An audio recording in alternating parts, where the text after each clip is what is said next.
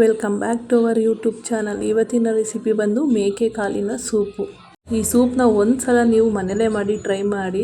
ಮತ್ತೆ ಮತ್ತೆ ಮಾಡ್ಕೋಬೇಕು ಅನ್ನೋಷ್ಟು ರುಚಿಯಾಗಿರುತ್ತೆ ಮತ್ತು ಟೇಸ್ಟು ಕೂಡ ಹಾಗೆ ಇರುತ್ತೆ. ಹೇಗೆ ಮಾಡೋದು ಅಂತ ನೋಡೋಣ ಬನ್ನಿ. ಈಗ ಒಂದು ಬಾಣಲೆಗೆ ಎಣ್ಣೆ ಹಾಕಿ ಅದಕ್ಕೆ ಒಂದು ಗೆಡ್ಡೆ ಬೆಳ್ಳುಳ್ಳಿನ ಸಿಪ್ಪೆ ತೆಗೆದುಕೊಳ್ಳೋಣ. ಅದಕ್ಕೆ ಒಂದು ಇಂಚು ಶುಂಠಿ, 2 ಹಸಿರು ಮೆಣಸಿನ್ಕಾಯಿ, 2 ಒಣಮೆಣಸಿನ್ಕಾಯಿ, ಹಾಗೆ ಒಂದು ಸ್ಮಾಲ್ ಸೈಜ್ ಈರುಳ್ಳಿನ ಆ್ಯಡ್ ಮಾಡ್ಕೊಳ್ಳೋಣ.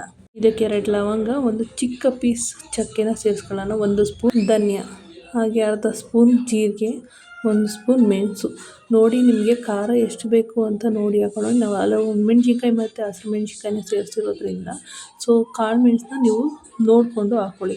ಇದಕ್ಕೆ ಒಂದು ಸ್ವಲ್ಪ ಕೊತ್ತಂಬರಿ ಸೊಪ್ಪು ಹಾಕ್ಕೊಂಡು ಫ್ರೈ ಮಾಡ್ಕೊಳ್ಳೋಣ. ನೋಡಿ ಈಗ ಫ್ರೈ ಆಗಿದೆ.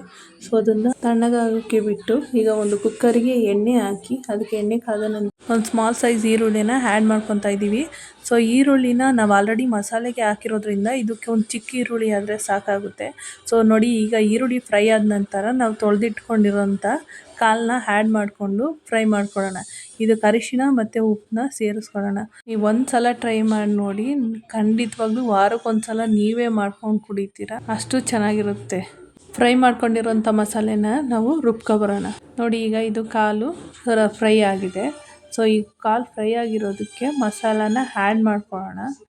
ನಿಮ್ಗೆ ಇದರಲ್ಲಿ ಹೆವಿ ಮಸಾಲೆ ಅನ್ನೋದು ಏನೂ ಇರಲ್ಲ, ತುಂಬ ಟೇಸ್ಟಿಯಾಗಿರುತ್ತೆ. ಈಗ ನಾವು ಮಸಾಲಾನ ಆ್ಯಡ್ ಮಾಡಿಕೊಂಡು ಇದಕ್ಕೆ ಒಂದು 2 ನಿಮಿಷ ಇದನ್ನು ಹಸಿ ವಾಸನೆ ಹೋಗೋವರೆಗೂ ಫ್ರೈ ಮಾಡ್ಕೊಳ್ಳೋಣ. ನಾವಿಲ್ಲಿ ಇದಕ್ಕೆ ಯಾವುದೇ ರೀತಿ ಪೌಡ್ರಾಗಲಿ, ಗರಂ ಮಸಾಲ ಆಗಲಿ, ಮೆಣಸಿನ್ಕಾಯಿ ಪುಡಿ, ಧನಿಯಾ ಪುಡಿ ಈ ಥರ ರೀತಿ ಯಾವುದೇ ರೀತಿ ಪೌಡ್ರನ್ನ ಆ್ಯಡ್ ಮಾಡ್ತಾಯಿಲ್ಲ. ಈಗ ಮಸಾಲೆ ಫ್ರೈ ಆಗಿದೆ. ಇದಕ್ಕೆ ನೀವು ಕನ್ಸಿಸ್ಟೆನ್ಸಿ ಎಷ್ಟು ಬೇಕು ನೀರನ್ನ ಆ್ಯಡ್ ಮಾಡ್ಕೊಳ್ಳಿ. ನೀವು ಈ ಟೈಮಲ್ಲಿ ನಿಮಗೆ ರುಚಿಗೆ ತಕ್ಕಷ್ಟು ಉಪ್ಪು ಕರೆಕ್ಟಾಗಿ ಇದೆಯಾ ಇಲ್ವಾ ಅಂತ ಒಂದು ಸಲ ಚೆಕ್ ಮಾಡಿಕೊಂಡು ಲಿಡ್ನ ಕ್ಲೋಸ್ ಮಾಡಿ 7ರಿಂದ 8 ವಿಷಲ್ ಬರೆಸಿ. ನೋಡಿ ನಿಮಗೆ ಎಷ್ಟು ಈಸಿಯಾಗಿ ಮೇಕೆ ಕಾಲಿನ ಸೂಪ್ ರೆಡಿ ಆಯಿತು ಅಂತ. ನಿಮ್ಗೆ ಖಂಡಿತವಾಗ್ಲೂ ಇಷ್ಟ ಆಗುತ್ತೆ. ನೋಡಿ ಇಷ್ಟ ಆದರೆ ಪ್ಲೀಸ್ ಲೈಕ್ ಮಾಡಿ, ಶೇರ್ ಮಾಡಿ, ಹಾಗೆ ಸಬ್ಸ್ಕ್ರೈಬ್ ಮಾಡ್ಕೊಳ್ಳಿ. ಪ್ಲೀಸ್ ನಿಮ್ಮ ಫ್ಯಾಮಿಲಿ ಫ್ರೆಂಡ್ಸ್ಗೂ ಕೂಡ ಶೇರ್ ಮಾಡಿ. ಪ್ಲೀಸ್ ಸಪೋರ್ಟ್ ಮಾಡಿ.